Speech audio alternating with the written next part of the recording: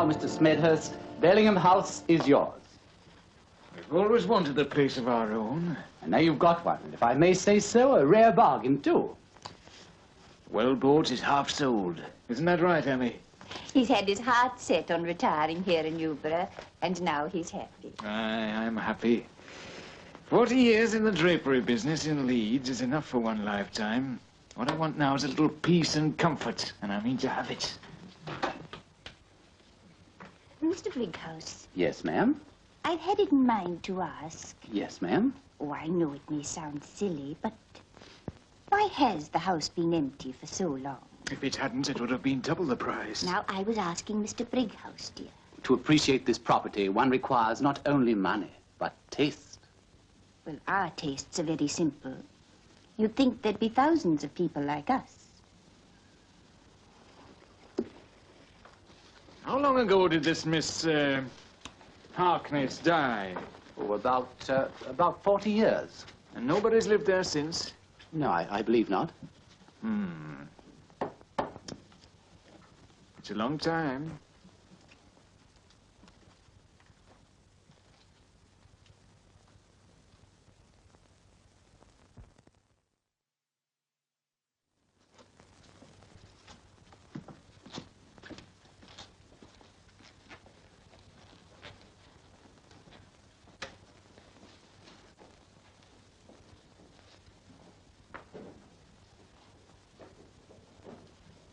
Come on.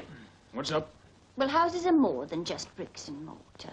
Like an empty scent bottle that's been empty for years. Well, you can still smell the perfume. At least you fancy you can. There are no smells in this house. I've had all that tested. Oh, I shouldn't have tried. Now, don't be angry. I've got to know what's troubling you. It's nothing, Henry. Really, it's nothing. No, it's just the strangeness of being in a different place, that's all. You sit right down and have a nice cup of tea. I'll tell Sarah. No, don't you bother. I'll tell her. Now, sit down and stop worrying. We'll both have a cup of tea.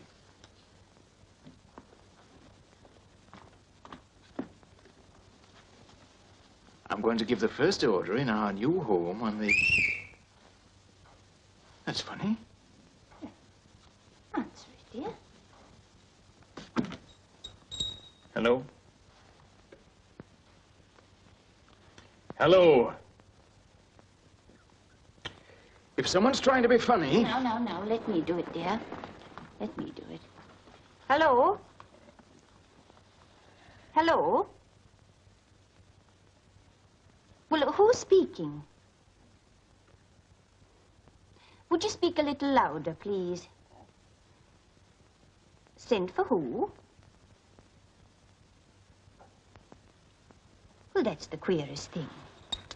It was a woman's voice. It sounded very far away. What did she say? Well, I couldn't quite make out exactly, but it sounded like send for Dr. Marshall.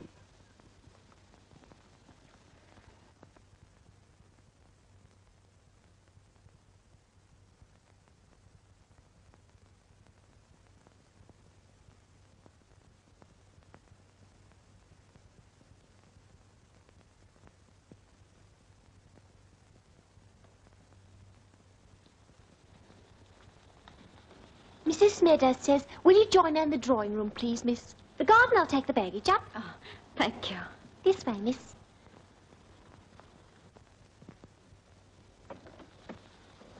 Miss Allenby, ma'am. Good afternoon, Miss Allenby. You'll have a cup of tea. You must be famished. You know, I've never had a companion before. I've never been a companion before. Good. Then we both have a lot to learn. Now sit down, my dear. Tell me, why did you answer our advertisement? Oh, don't you think I'll be... now, it's not that. But you're very young, and you're very beautiful. Now, why should you want to bury yourself away with a couple of old fogies like us? I had a feeling. I felt I had to come if you'd engage me. You know, there's something very lovely about this house. so glad I came. I'm glad, too. Perhaps you're what this house needs. Youth, laughter, and gaiety. Do you believe that houses hold something of all the people who've lived in them? Of course I do, my dear. I think every woman knows that. But you'll never convince a man of it. No. I suppose to a man it's just another house. Ah.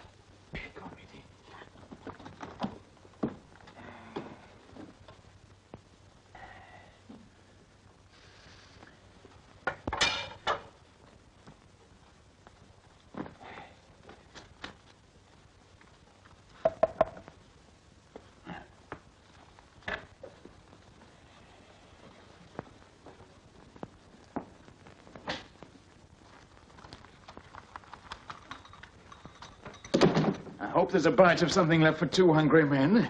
This is my husband, Miss Allenby, dear. And Parson Brown. You're just a slip of a thing, aren't you? Am I?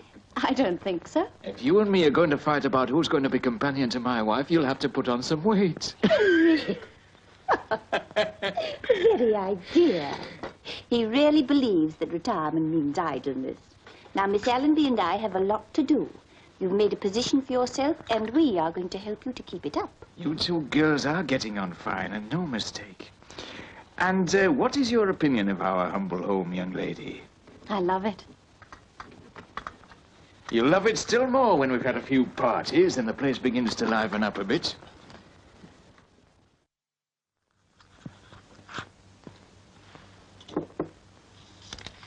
Mr. and Mrs. Henry Smedhurst request the pleasure of the company of Major and Mrs. Manning Tuthorn and friend. Dinner on the 14th at 7 o'clock.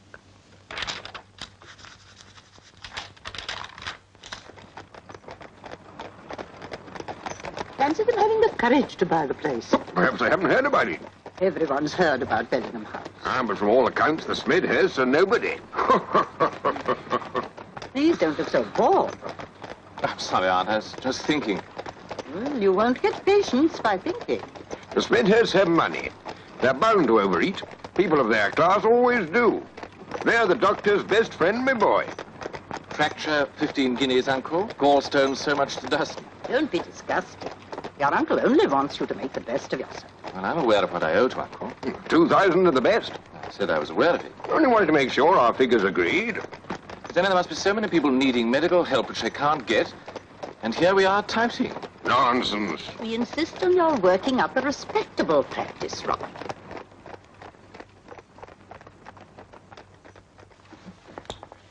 Why couldn't I have had one of those with the new patent fasteners? All you have to do is buckle them up. It wouldn't be correct, dear. It would be comfortable. Well, I shouldn't be comfortable if you weren't correct.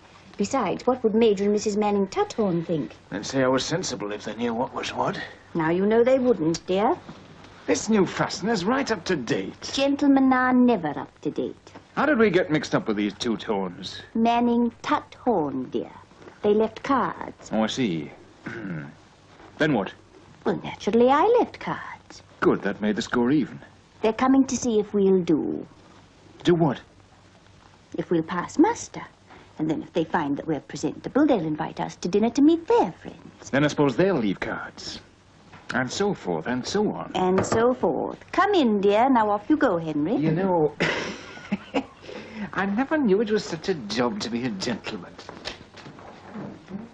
Come in, my dear. Excited? A little. Now that surprises me. I should have thought you'd be quite used to parties, having lived in London. Yes, but somehow tonight it's different. Your hands are trembling, dear. Oh, I'm sorry. Who's the friend they're bringing with them? I don't know, my dear. Someone for you. For me? My, just to make an even number at table, you know. Of course. Your hands are still trembling. Is there anything the matter? I don't know. It's as though... I don't know.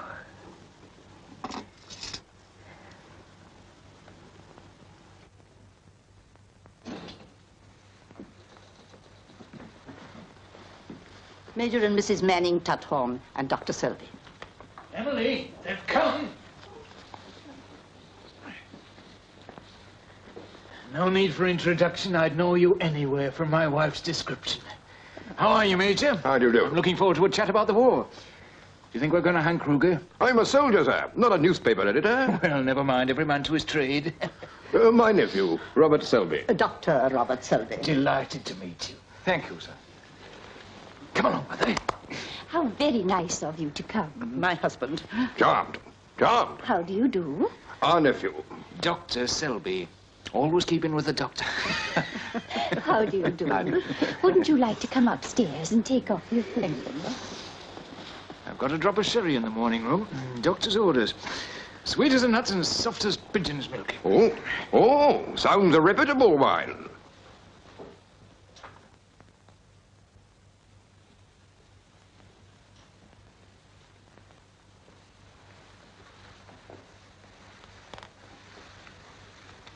Good evening. Good evening.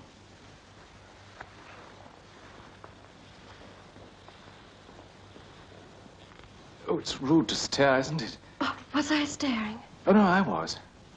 I'm Robert. My name's Annette. Oh, I like it. It's... Unusual. Yes. Not like Mary or Jane. They're usual, aren't they? Yes, perhaps so. Robert's usual. Oh, no, I like it. Do you? Yes, it's manly. Not like Cecil. Or Clarence, or even Claude.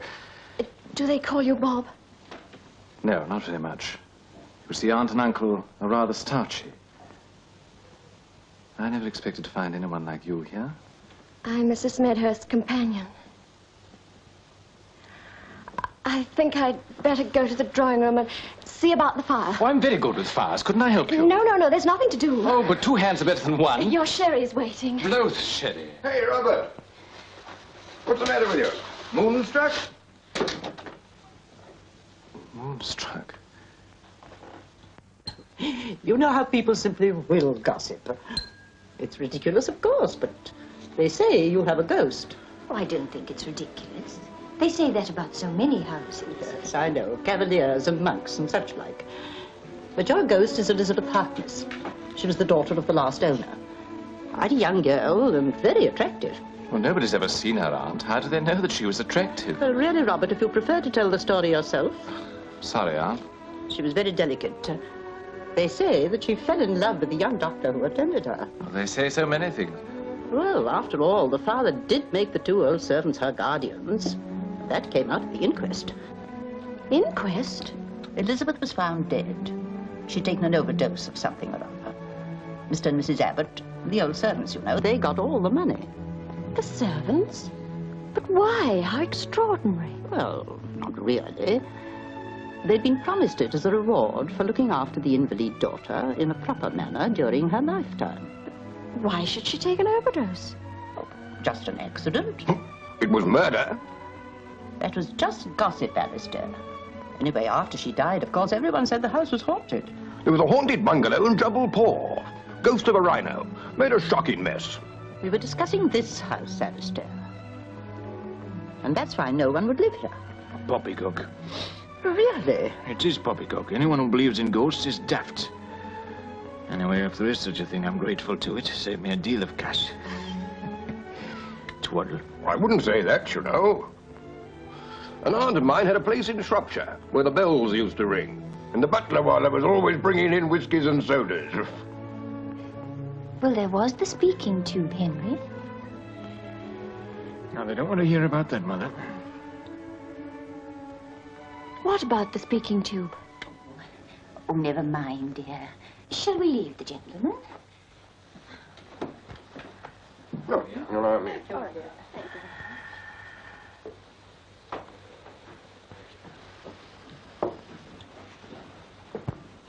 We've quite finished with the spirits. We'll have some more wine. You know, there's a theory gaining ground that if you believe in something enough, you help to create it. And if you don't believe in a thing, it doesn't exist. Is that what you mean? Well, that is the inverse of the argument. No, thank you. Good. Well, I do believe in a drop of good port, so... Welcome to Bellingham House. Yeah. Sugar? Thank you. And do you believe the house is haunted, Miss Allenby? Yes, of course. It seems fashionable to be psychic. I suppose because the Queen has been gracious enough to listen to a few sensation mongers. More sugar. Thank you, no. Are you quite comfortable there? Yes, thank you. Good. And let's talk about something else besides ghosts. Oh, then Miss Allender must be careful. You must remember to keep your ghosts to yourself, my child. Yes. Except that I think our ghost is rather a charming one. Won't you play something for us, Annette? Yes, of course, if you wish. Oh, a pianist. Not really. I like Annette's music. Yes? Well, I always think it's better to play well or not at all.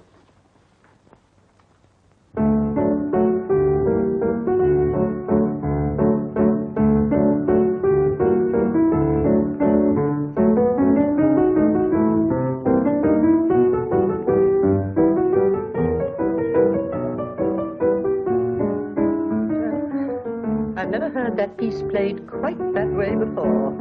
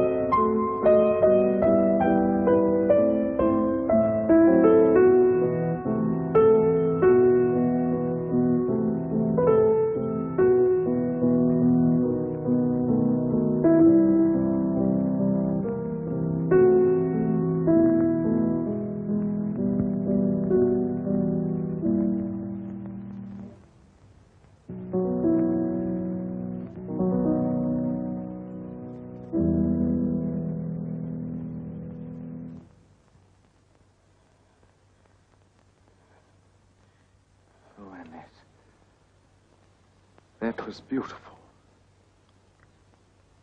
But it wasn't me. It wasn't me.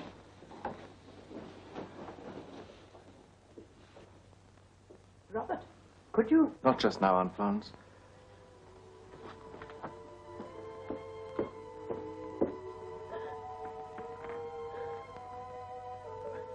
Is anything the matter?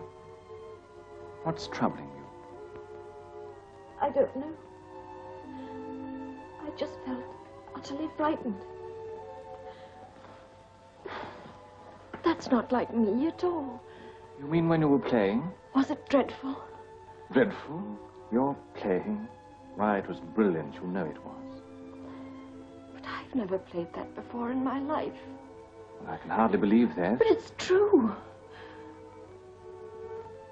The most desolate thing happened to me as I sat at the piano. It was as though, for a little while, someone else lived. Someone desperately lonely and unhappy. Oh, come now, you really mustn't be hysterical. I'm not hysterical, Dr. Selby.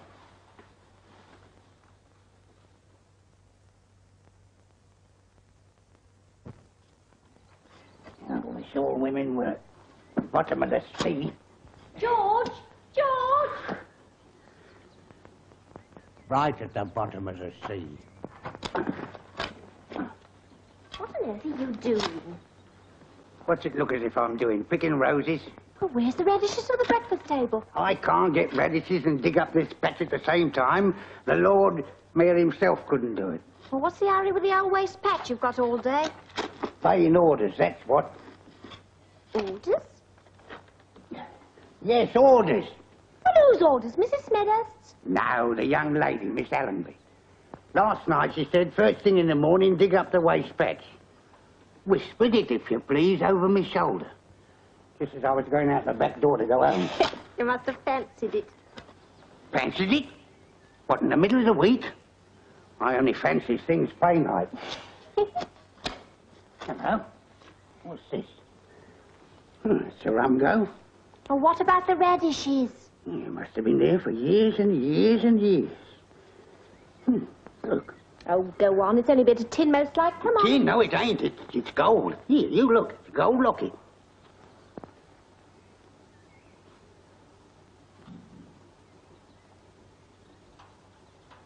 Well, I never. It's a gold locket, all right. It'll take a bit of cleaning. I'll clean it when I do the silver, sir. No, I'll do it, Sarah. It'll give me something to do. What's George doing, digging up the waste patch? He's enough on hand as it is. Yes, sir, that's what he said, sir. Rare put out about it he was. Said he was given orders, sir. Whose orders? Not mine. I'm the one to give George orders. Yes, sir.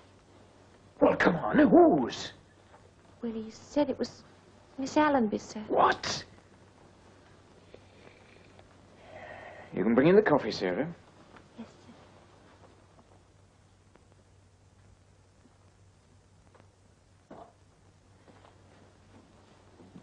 Hello, Mother. Such a nice morning, dear, and the wind has died down. Oh, I do hope that doesn't mean rain. The glass is steady.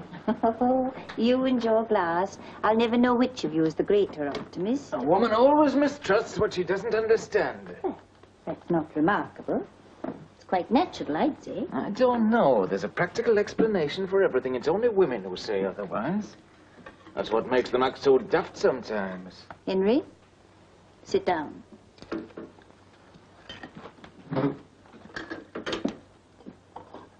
Now, dear, what's been upsetting you? Now, I don't want you to take this wrong, Mother. No, dear. You're very fond of Annette, aren't you? Very. Aye. Why? I just wondered. You're getting very jumpy, dear. You need some exercise. Now, why don't you go and help George in the garden? Garden, eh? Yes, dear. In the garden. Thank you, Sarah.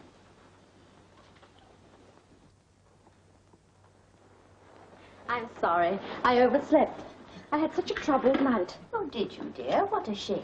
Oh, just jumbled dreams, nothing very definite. Perhaps you need exercise. I walk a lot. Have you tried gardening? Oh, I don't think George would care for that. George has to do what he's told, hasn't he? Well, yes, I suppose so. You suppose so. Don't you know? I don't know anything about George or the garden. Oh, this is news to me. Henry, what is all this leading up to? All right, I'll tell you. What right have you to order George to dig up the waste patch? Well, I think there must be some mistake. I haven't even seen George. You haven't? No, and why on earth should I order him to do anything? It wasn't you, Mummy. Now, why don't you eat your breakfast? Of course it wasn't you. George! Come in here! Come on! I'll soon settle this. If there's one thing I can't stand, it's mystery. But no. The Manning Tutthorns are coming to tea on Are Wednesday. they? George is the last person to be muddle-headed. Dr. Selby has a new motor car. Those newfangled contraptions. Where is George? Now, why can't George wait till after breakfast? I don't like things hanging over my head. Come in.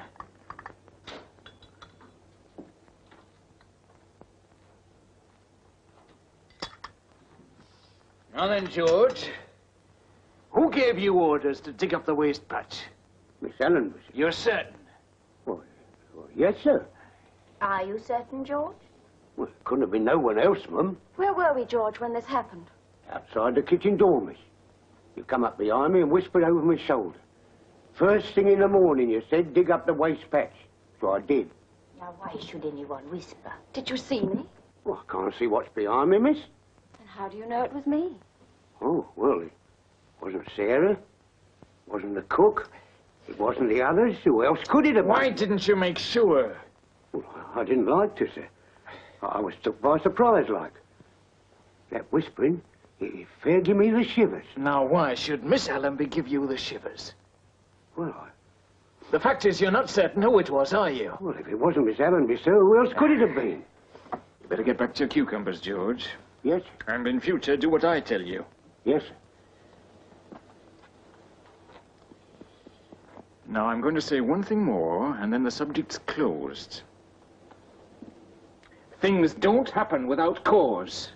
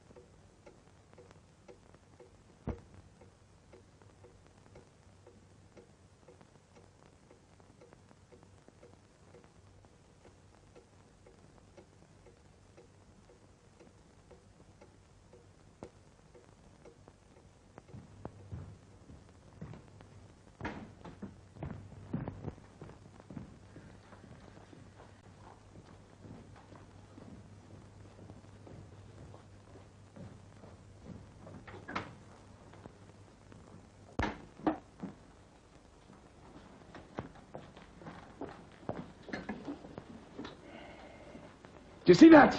Why, sir, how beautifully you've cleaned it. But that's just the trouble. I haven't touched the thing. I thought you'd been at it. What, after you telling me not to, sir? Oh, no, sir, I know my place. Then who has? Not me, ask cook, have I cook? You never clean anything but what you've got to clean. Someone in this house is trying to upset me, but I won't be upset. Oh, no, not me. They'll try this on once too often. If you ask me, it's Miss Allenby. She's been strange ever since Dr. Selby came. Not that I blame her. If you ask me, it's none of your business. Why, Henry, you look quite wild. I am wild. And with good reason. It's come to the point where this house is no longer my own. Tell me what's the matter, dear. That's what's the matter. Oh, it's very beautiful.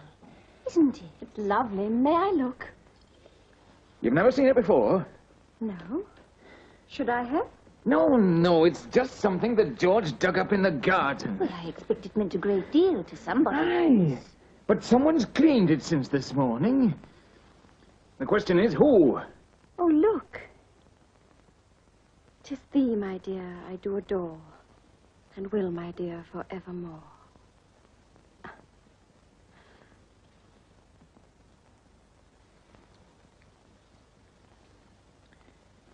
It'd look well on Annette, wouldn't it, Mother? Oh, do take it, my dear. Somehow it seems right that you should wear it. I wonder. A little bee suffering. Come on. Thank you. Something is always left behind, isn't it? Yes, dear.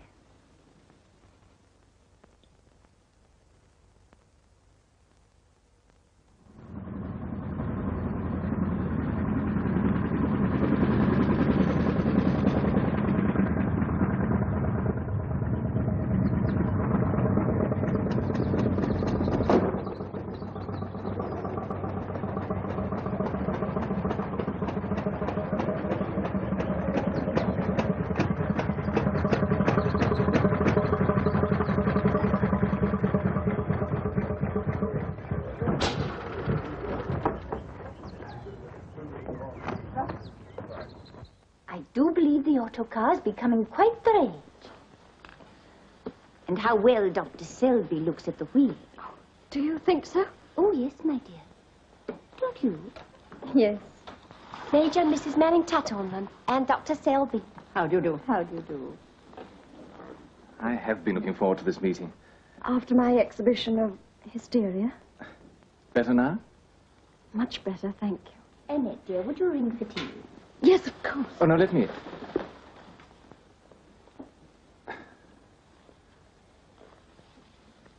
Did you see us arrive? Yes, I thought it was wonderful.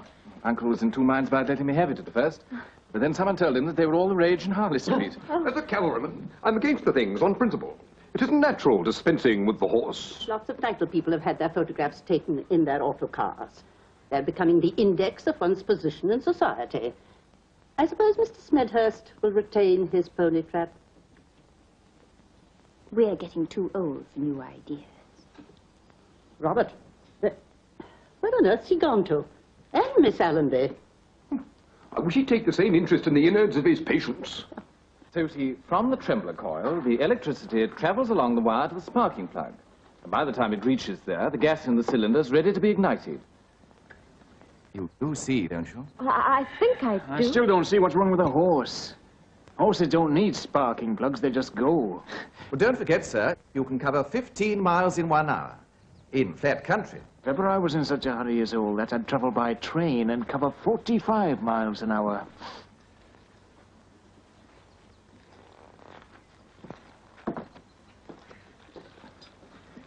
I was wondering if you and Mrs. Smedhurst would like to come for a drive one afternoon.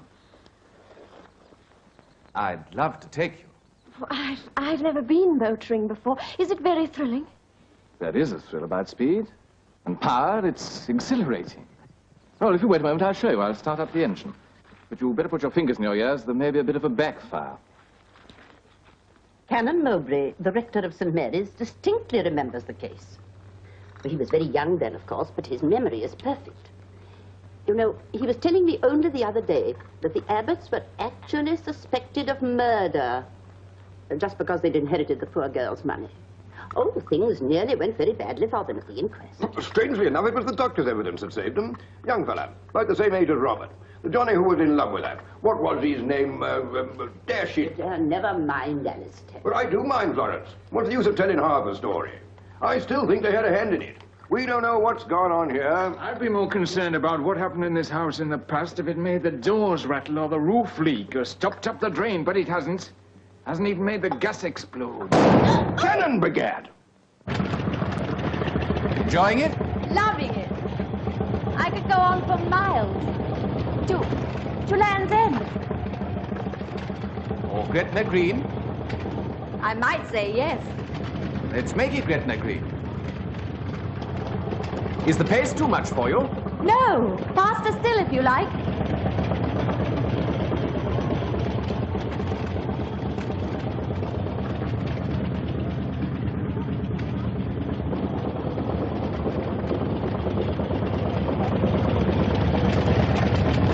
Faster still? Well, we're doing pretty well already. 8 miles an hour, I should say. As much as that? Well, she's running very smoothly. Is she? Oh, yes, she's beautifully sprung. Much quieter than the early models. Oh, is she? May I steer? It's a bit tricky. I'll guide you.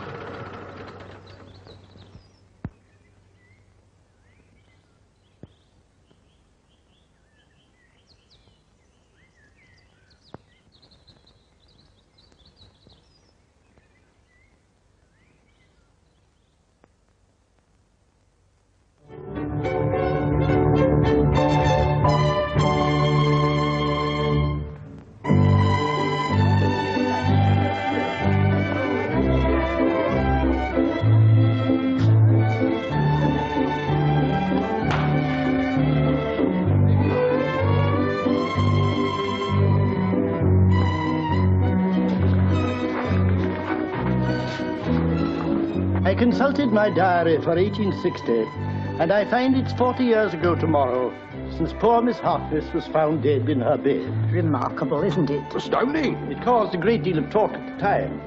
I remember... We used to come over for the cricket festival. We've always loved Newborough, loved it. Pleasant to see this house alive again. It's always seemed so dead. When I passed it, I used to shiver. There's a lot of nonsense talked about Bellingham House. There's only one way to deal with nonsense. Good afternoon. Ignore it. And I've been so much happier since Annette came. Of course, we've always been intent on a place of our own. If only our own children had been spared. Speaking as a man whose quiver is not only full but overflowing... John, don't be delicate.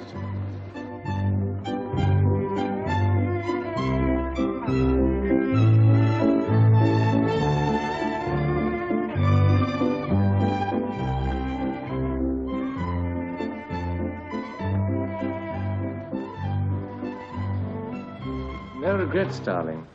You are quite sure, aren't you? Yes, Robert. Quite sure. It won't be all Harley Street at first, you know. being married to a provincial sawbones. I don't want Harley Street at any time. I just want you here in Newborough. Oh, bless you, darling. Because that's what I wanted to hear. Then you shall hear it. 3 times a day, every day from now. There you are. Oh, do come along. He's just going to announce it. Oh.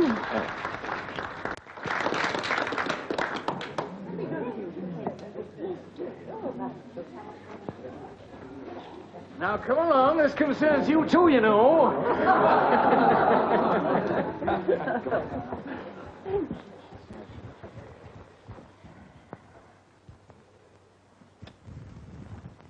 My friends,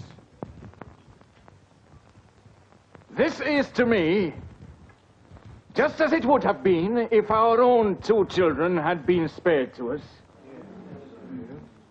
Both a happy and a sad occasion. As you grow older, you learn one thing. Every house needs young people. It's lonely without them. What's he say?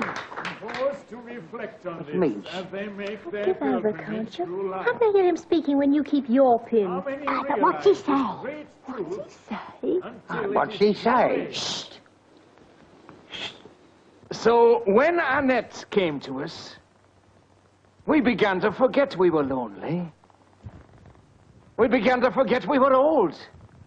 And the house forgot it was dead.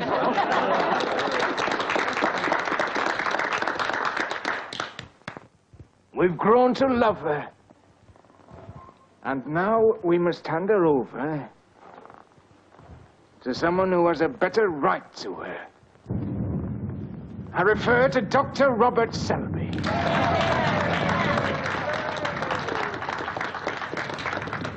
Bob needs no introduction. You knew him before I did. That's your good fortune.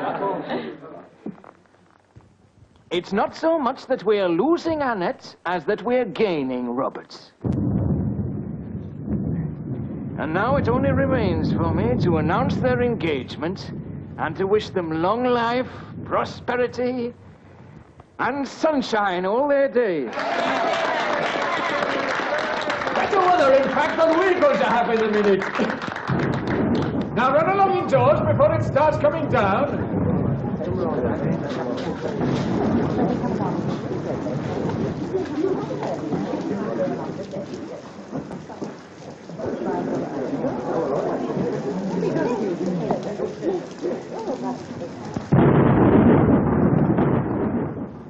Do you have to be back by 6, Bob? Surgery, darling.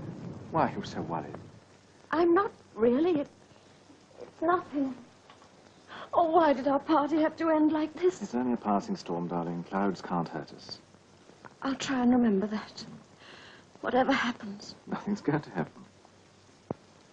'Tis thee, my dear, I do adore, and will, my dear, for evermore.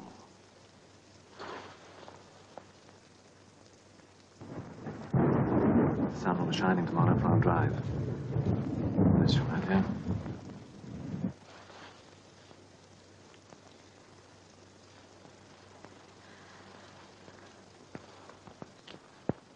Goodbye, darling.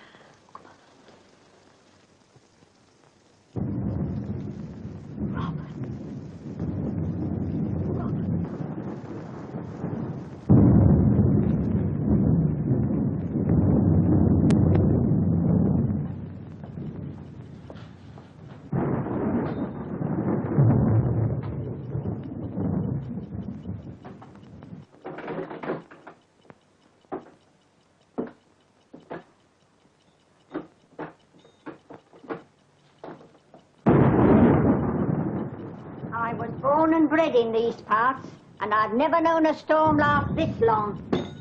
And that's a fact. They always give me a headache. I wonder you don't go to bed. What, and not know what's going on in my kitchen? Don't forget I'm here. That's just what I mean. Ask her if she was ever young once. That is, if she can remember that far back. Go on, ask her.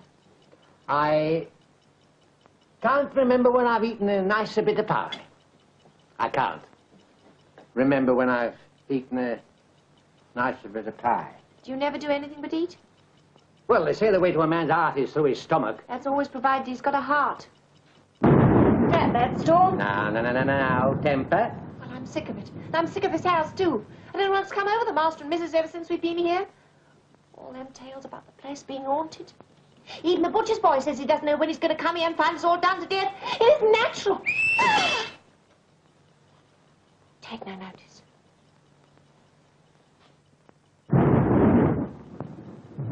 Ain't you going to answer it? I heard what happened once before. Well, you're all right now. You've got the law on your side. It's about time I was off to meet the sergeant. I'm late as it is. I must be off now. Oh, no, you won't.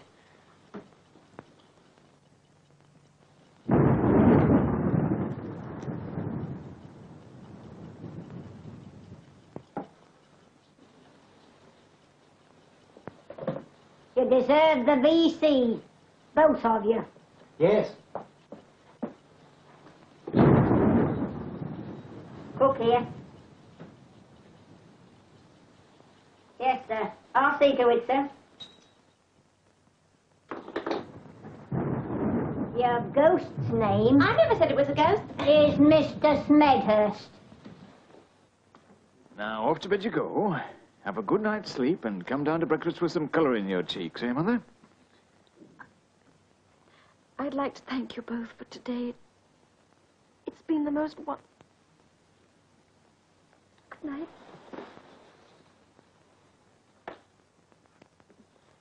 What's come over her? The first night of our engagement, I just cried and cried. Silly old goose.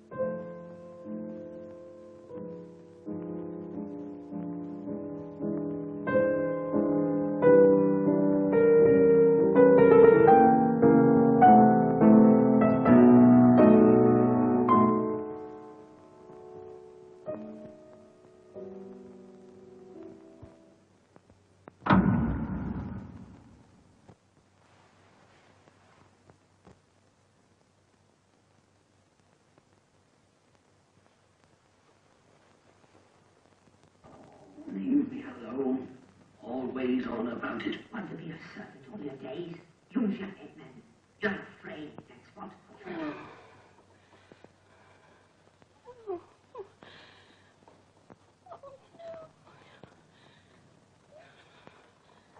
What if she's locked the door? She never does. Try it. I don't want to. Here, let me go. No! No, you mustn't! No! No! No! No! No!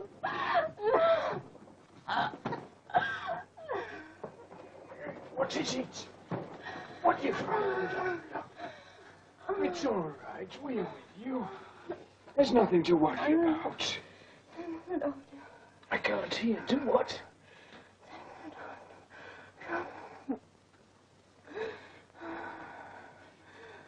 Send for Dr. Marshall.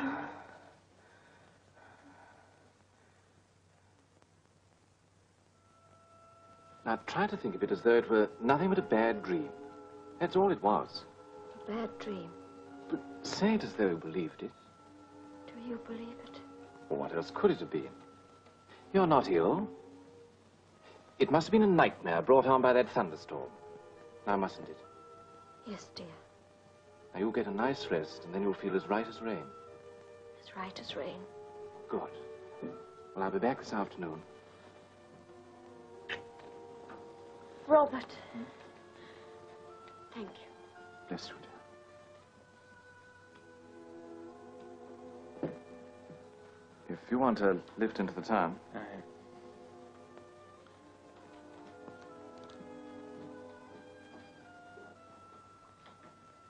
Now just lean back and be comfy, dear.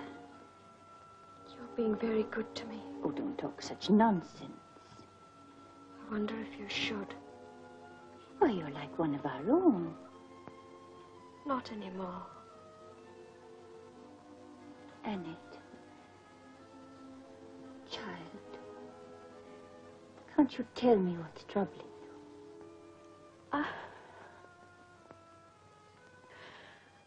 Last night, there was music and then voices. Dreadful voices, they frightened me. In your dream, dear? A sort of dream. There was a suffocating feeling and then I knew. Knew what? That here, in my heart, there was someone else. Not me. Oh, don't leave me. Please don't leave me. Of course I won't leave you. Oh, no. There, there.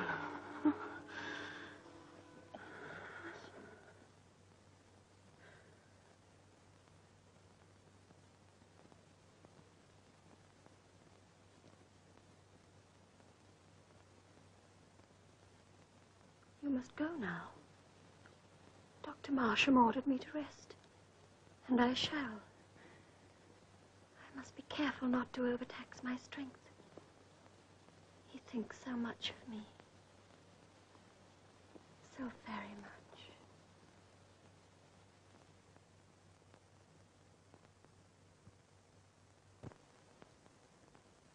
It's impossible to tell you at first hand. I was only just born then. My father was head of this firm, and he's been dead 7 years. But you must have heard about Bellingham House. Good gracious, man, everyone in the district seems to have been talking about it. If I listened to every bit of malicious gossip, I'd never sail so much as a hen roost. Now, Doctor, you tell me something. Do you believe in ghosts? Certainly not. You're a cleverer man than I am, and if you don't, why should I? Someone must have believed in them. That's why was the property so cheap. Hang it all, sir. You even try to get it cheaper. Aha, that's only because I'm a businessman. And do you believe in ghosts? No, I do not. But supposing, and mind you, I say supposing there were such things, what sort of a ghost would you say ours was? Well, I only know what I've heard. All right, what have you heard? That the ghost is supposed to be that of Miss Elizabeth Harkness. Her father owned Bellingham House. She was an invalid, I believe. They say she was made to be an invalid by her father. Jealousy, over-devotion, call it what you like, he shut her away. In Bellingham House? Yes, so they say. After the father died, the young lady lived on in the house. With the housekeeper and her husband. Mr. and Mrs. Abbott. Was she an invalid all the time? I understand so. Attended by a doctor? I imagine so. His name? Can't say. I don't remember hearing it. I'm informed that it is exactly 40 years ago this very morning that Miss Elizabeth Harkness was found dead. In her bed. 40 years ago this morning? Take it easy. You're all right. You don't believe in ghosts. I don't see why I should be cross-examined like this. You sold me a piece of property which hasn't turned out very well. Nothing I can put my finger on yet, but I'm just wondering if you've been holding something back. If, and mind you, I say if I believed in ghosts, there might be something that I could conceivably be holding back. But I don't believe in ghosts. And you don't believe in ghosts. I've told you already. And you, Dr. Selby, don't believe in ghosts either, do you? No, I don't believe in ghosts either. In effect, the reason that you got Bellingham House at such a bargain is there are a lot of foolish people who do believe in ghosts. Good day, gentlemen.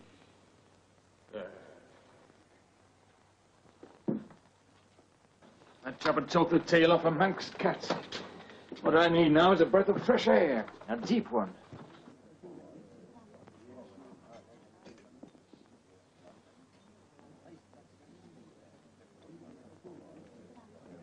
The whole thing's got me rattled, Bob.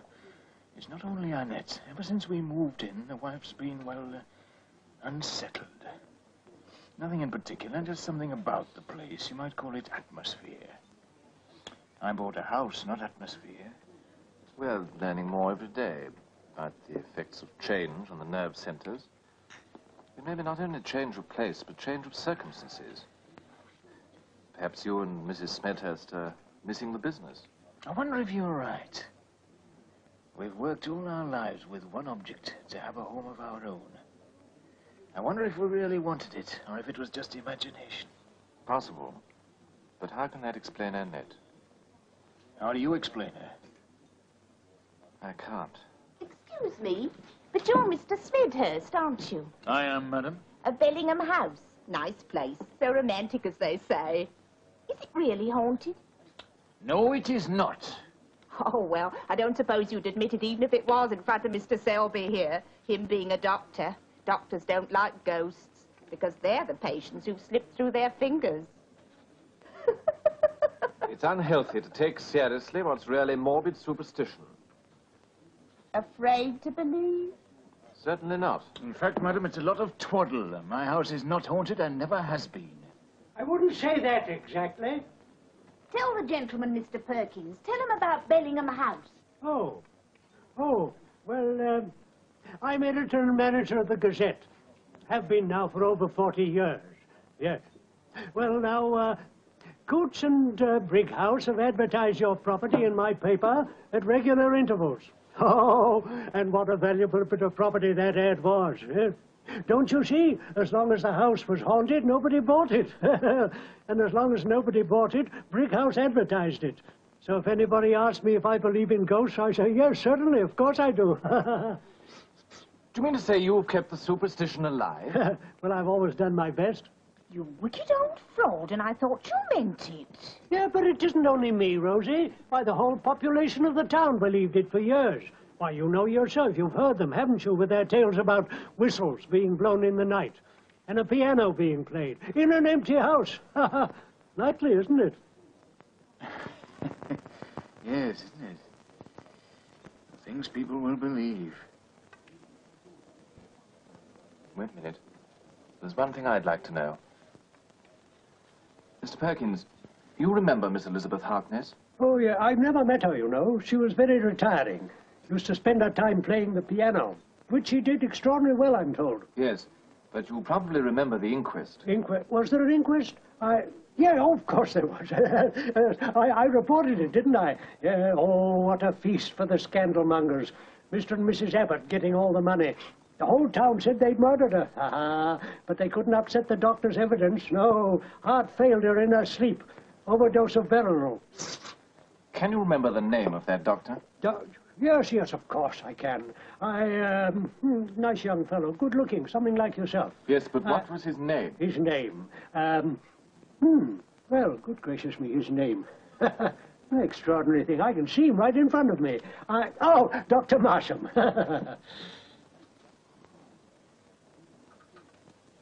Send for Dr. Marsh. Send for Dr. Marsham. Send for Dr. Marsham. Send for Dr. Marsham. Send for Dr. Marsham. Send for Dr. Marsham. Send for Dr.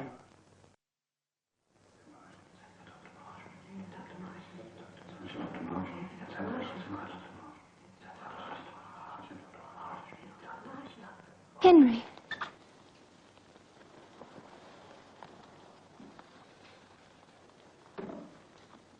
You know, this house is haunted. Yes. I know. I'm glad you know. I've been hoping that you'd give up fighting against it. Because I know I'm just going to begin fighting. I'll protect my own, and no power on earth is going to stop me. How's Annette? I don't know. You don't know? I understood she was going to stay in bed and sleep. She's still in bed asleep. Well, why say? Bob Selby's worried about her. He says there's nothing really wrong. If the thunderstorm had upset her, he'd know what was the matter. Somehow, since last night, she's been so different. Harry, she's so strange.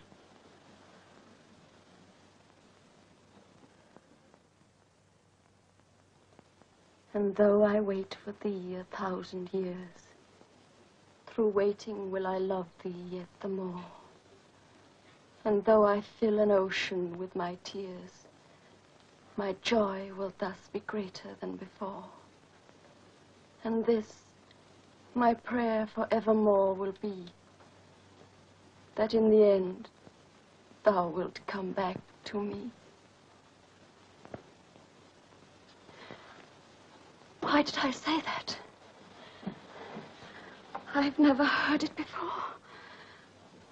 I've never read it anywhere. I don't know where it came from. Who are you who always stand behind me, trying to push me out of the way? I'm Annette Allenby. I love Robert Selby.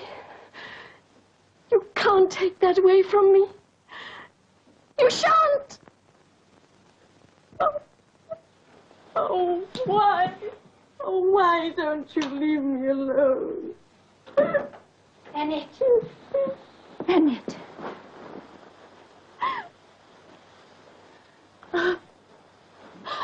Send me away.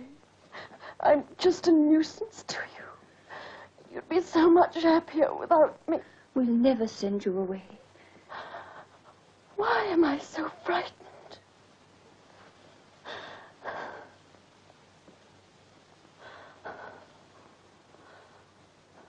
We've bought this house, and all that goes with it. What's left to us of our lives is wrapped up in it. But it's our responsibility. And if there's anything that this house owes to anyone, living or dead, we shall pay, as we've always paid our debts.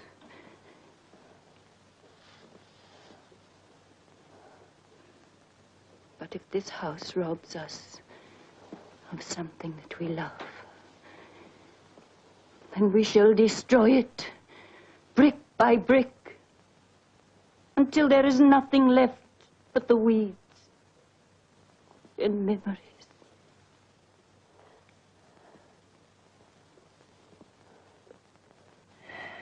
What do you say about it, matey? Are there such things as ghosts, or am I daft like a lot of other folk? Eh?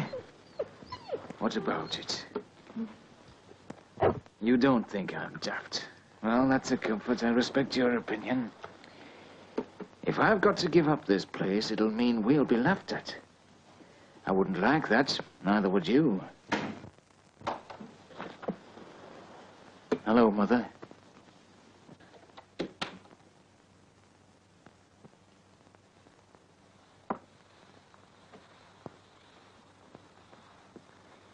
What's to do?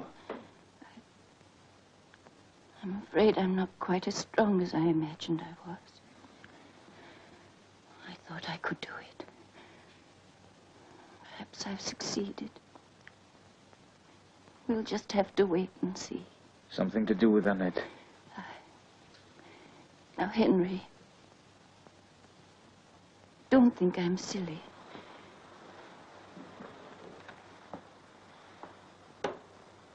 But I've just been talking to Miss Elizabeth Harkness. She won't leave Annette alone. There are times now when she is Annette. Now, wait a minute. You don't want to lose a sense of proportion over this. No, I'm not. You know how you've always trusted in my instinct. For years in the business, whenever I've said buy this or buy that, or reduce prices or have a clearance sale, and I've been right, haven't I? Yes, Mother, you have. Aye. And I'm right about this, too. We're going to lose Annette if we don't watch out.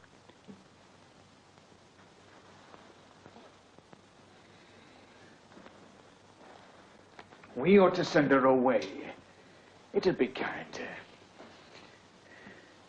Get Bob to take her right away, at least until this ghost business is settled. No, that's no remedy. We took on something with this house that we didn't bargain for. And it's got to be put right here. Then let's put it right. I'll do my best. But, Henry, if I fail, I want you to promise me one thing. That you'll have this house demolished brick by brick. Now. Until nothing remains. Now, wait a minute. As long as this house stands, Elizabeth Harkness must wait here to fulfill her destiny. And there'll be nothing but unhappiness for those who live in it. No, Mother, I'll make no such promise. I'm hanged if I'll be dictated to by a woman who's been dead 40 years. Once and for all, no.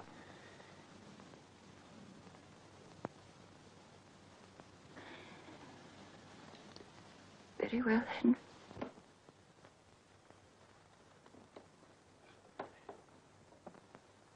Is she asleep? Aye. That's the best thing for her. Plenty of rest. It's no good, Mother. I'll not give in.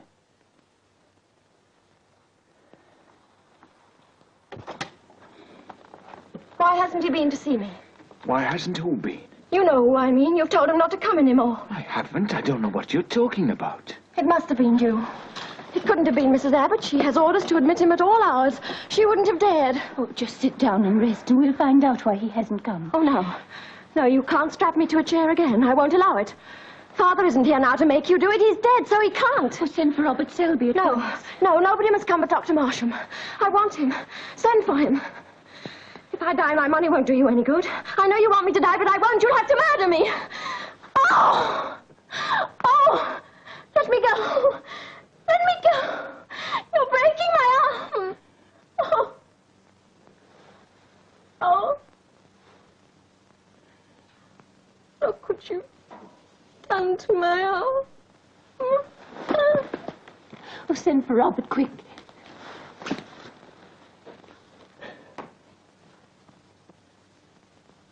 Oh, Henry.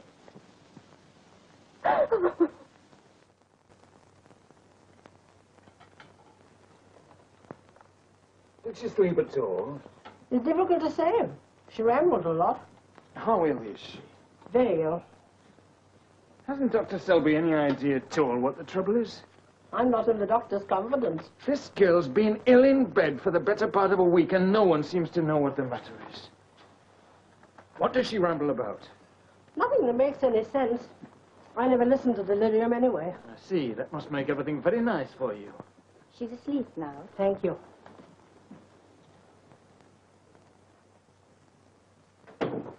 Nobody's going to tell me something can't be done about it. There's no reason for it.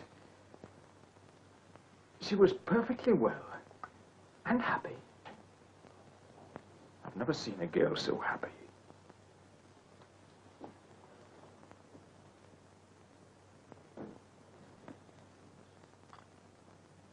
Don't be too hard on yourself, dear.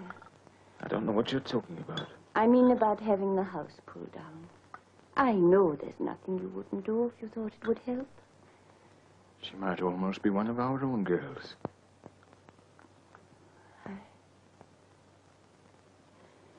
And we'll save her, Henry. If she's to be saved. Just don't lose faith, dear. I'll try not to.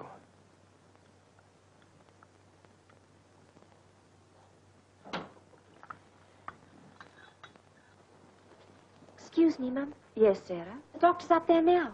Well, when he comes down, ask him in here. Yes, Mum. Shall I clear away? Not just yet, thank you, Sarah. Yes, Mum.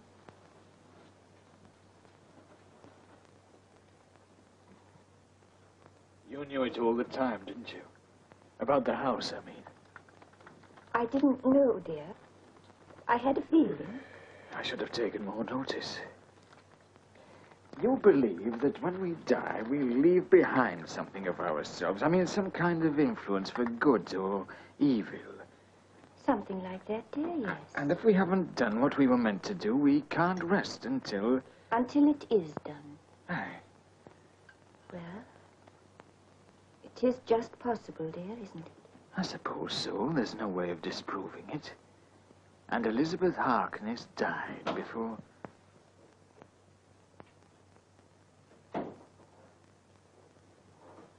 How is she? About the same. Have you no idea? No. There's no sign of any disease. And yet our heart's weaker. I can't understand it. It's as though she were being gradually suffocated.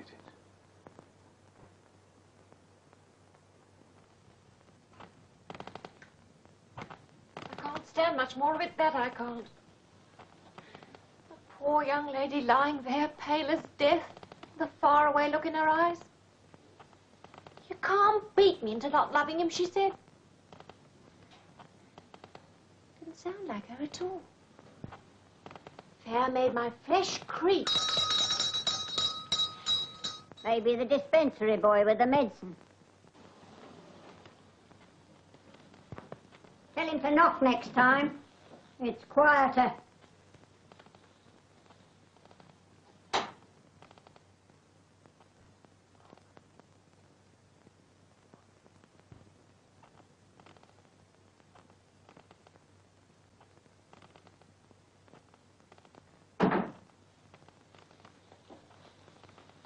Take 'em right up to the room, put 'em down quiet, and come straight down again.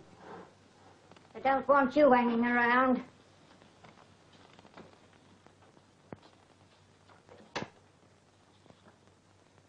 If he only knew the agony of waiting, surely he would come. Surely, surely. Annette. There is no one now to prevent him seeing me. Nothing but his foolish pride. That at least he might sacrifice before it is too late. Why will it be too late, dearest? You can tell me, I can't must you? sleep while I can. I must sleep while I can. I must sleep while I can. I must sleep while I can. I must sleep while I can. I must sleep while I can. I must sleep while I can. I must sleep while I can. I must sleep while I can.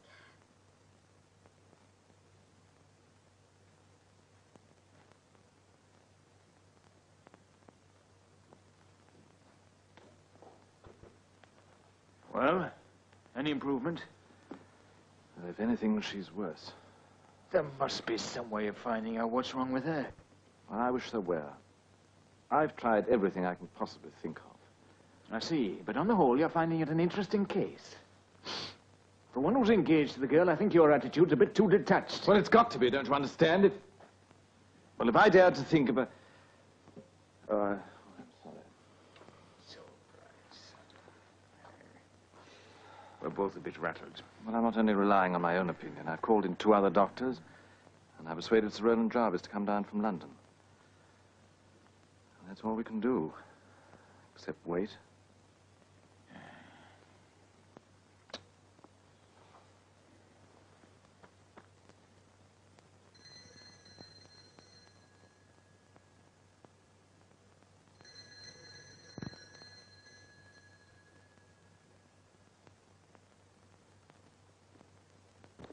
Oh, I'll answer that.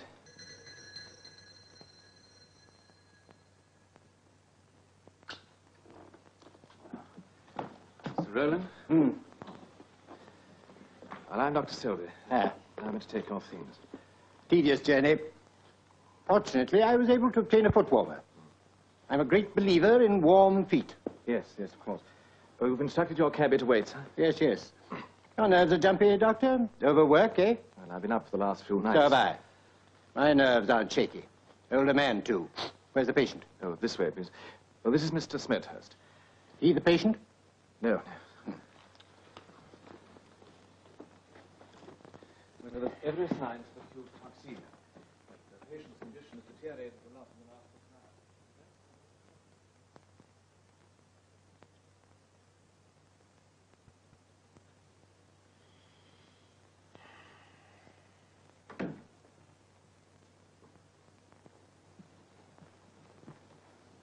Oh, this is Sir Roland Jarvis, nurse. She spoke just now. What did she say? Soon will come an end to waiting. Chart.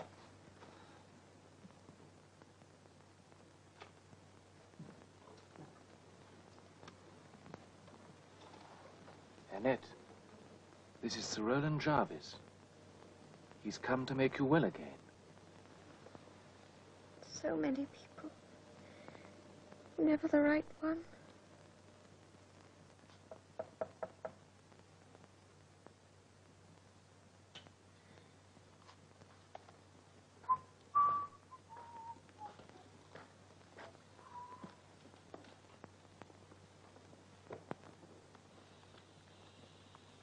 Have a cup of coffee, dear. Oh, thank you. It'll do you good. Oh, and stop fidgeting. You'll be ill next if you're not careful. Long time, aren't they? Think he'll do any good? Oh, he's a very clever man. Perhaps he's like a lot of us. A bit too clever.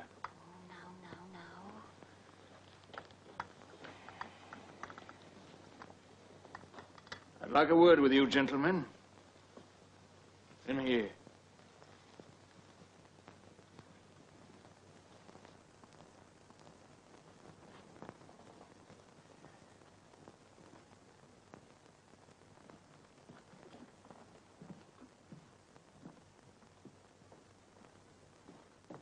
Well, what's the verdict? I find the patient's condition precisely as described to me by Dr. Selby, sir.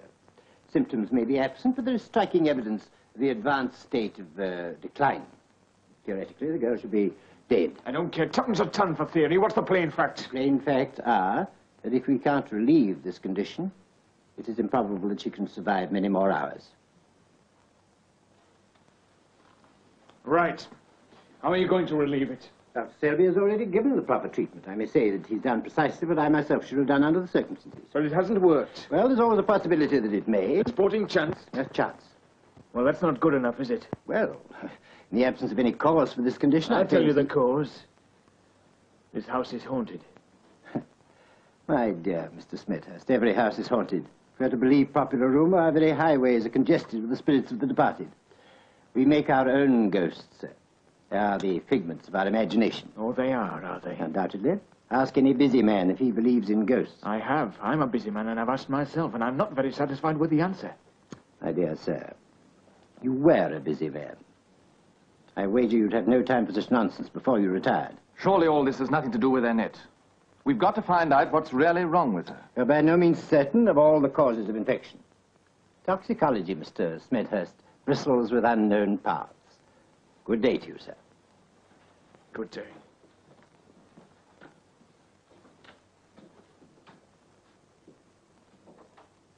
Toxicology.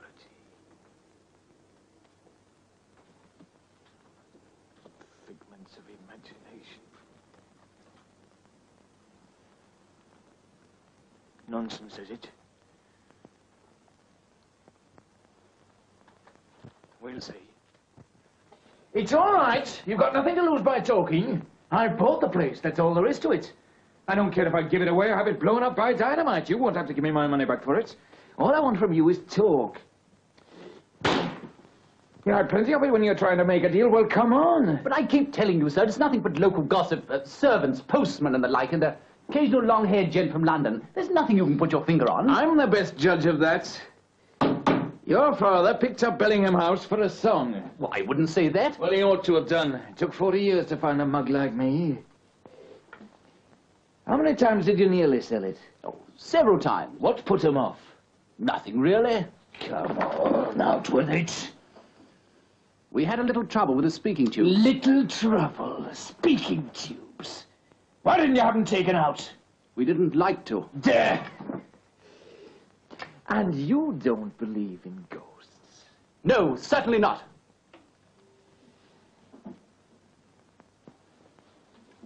What a liar you are. Oh, yes, yes, I remember the Abbots perfectly well.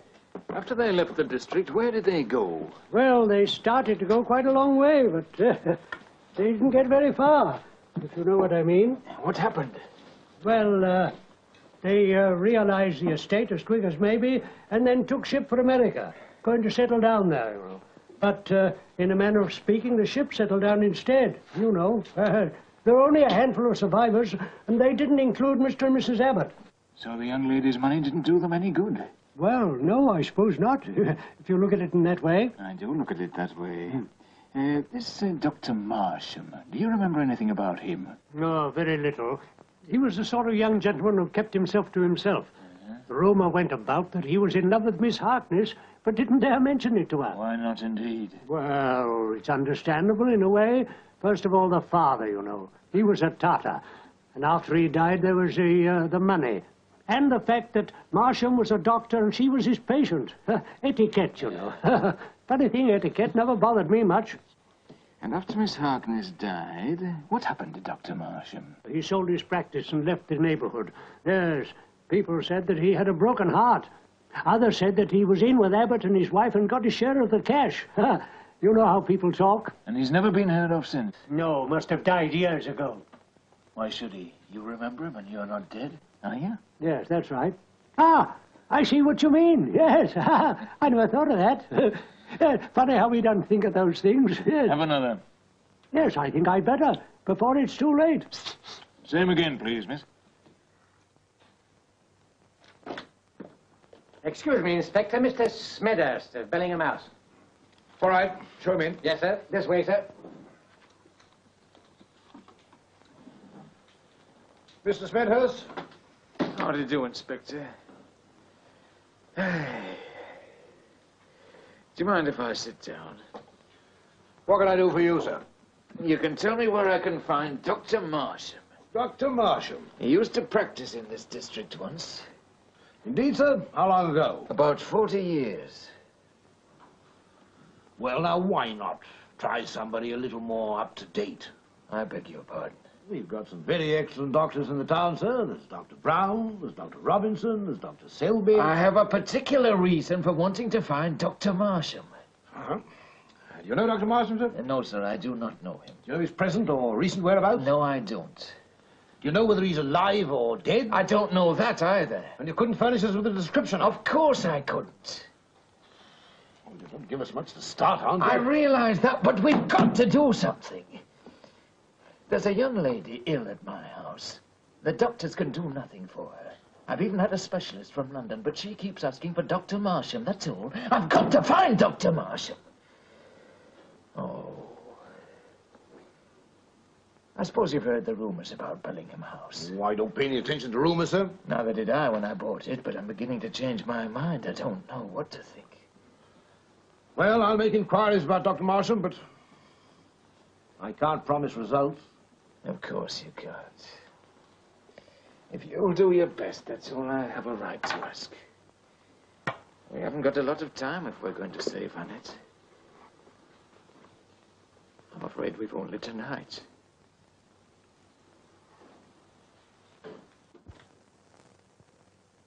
been the same ever since. More like in a trance than anything else. Oh, let me help you, dear. I've made up a bed for Robert, as usual. He's still at the hospital. Oh, the poor lad. He'll be ill himself soon if he doesn't get some rest.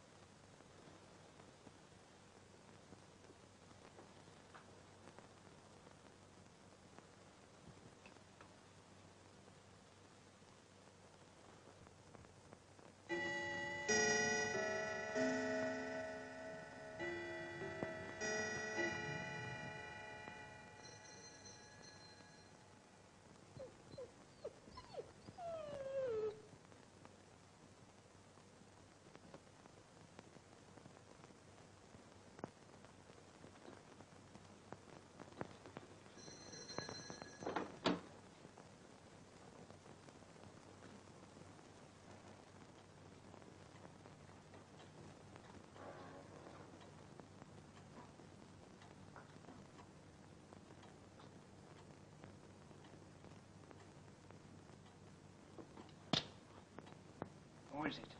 I'm Dr. Marshall. Oh, come in, Doctor, come in. Oh, I've never been so thankful in all my life. I've prayed for this to happen. I'm afraid I've been a long time. I didn't dare to expect you at all. She's been asking for you over and over again. I'd no hope of finding you. No one seemed to know where you were. I tried to hide, even from myself. One can't do that. Anyhow, thank goodness you're here at last. Yes, at last.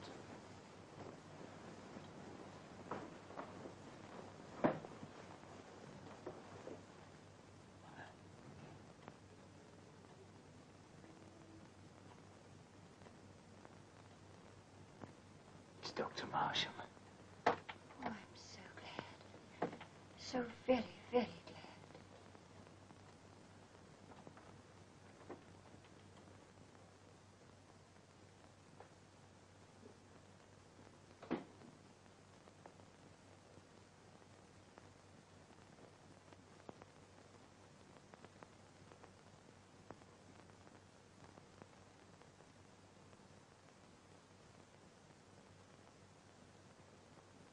Elizabeth.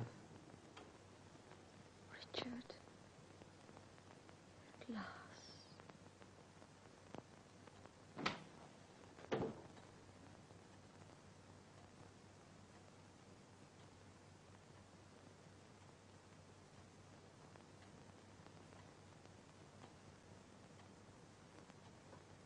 Oh, how is she?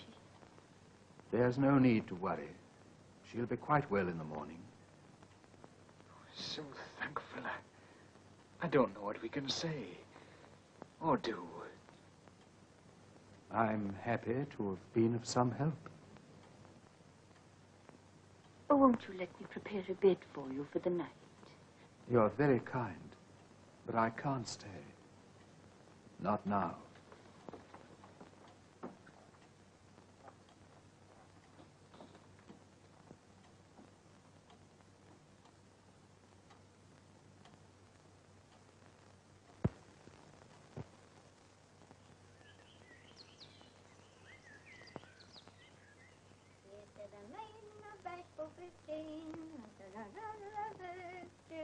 Here's to the front, it's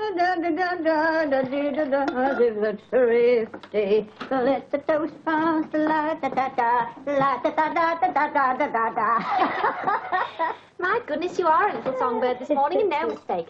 Who's been giving you a lump of sugar? I don't know. I just feel light-hearted, as if a weight had gone off my chest. That's funny. So do I. Perhaps that new doctor who came last night has done us all a bit of good.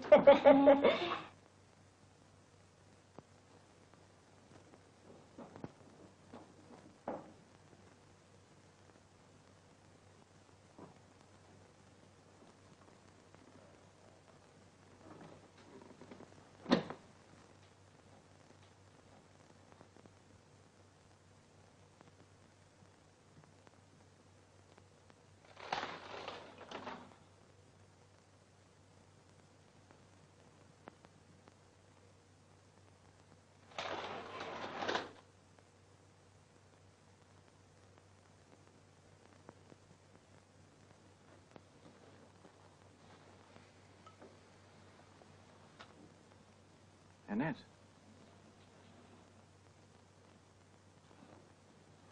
Robert. What's the matter? Why do you look at me like that? Because you should be very ill, darling. Should I? I feel wonderful. Do you? Well, let's make sure. But...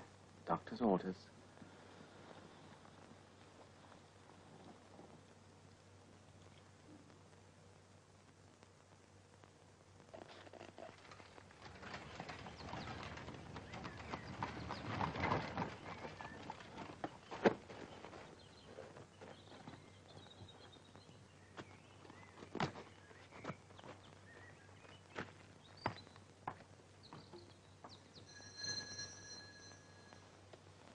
Now, what the Turk does he want? Excuse me, sir. It's the police, sir. Inspector Barlow, sir. Thank you, Sarah.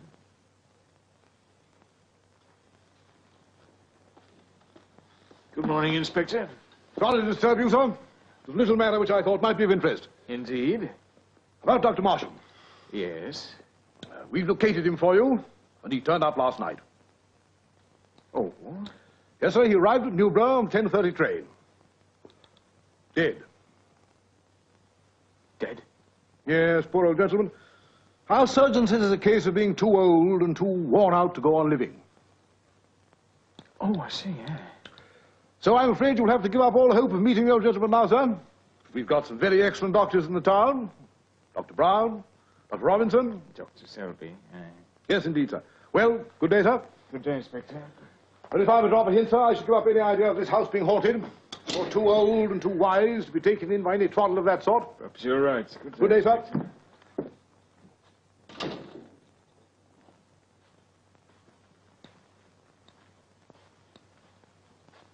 Hello, Mother.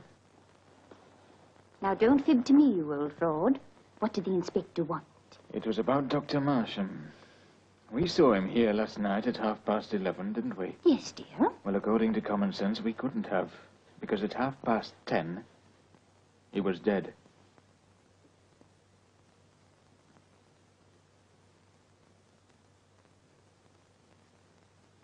Well, that's only according to common sense.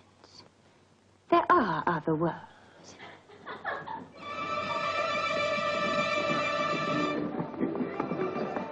Good morning. Good morning. You know, it's a funny thing about houses. You can feel the character of them. They're not just bricks and mortar. Well, it's very clever of you to have thought of that, dear. Aye. Huh? Oh!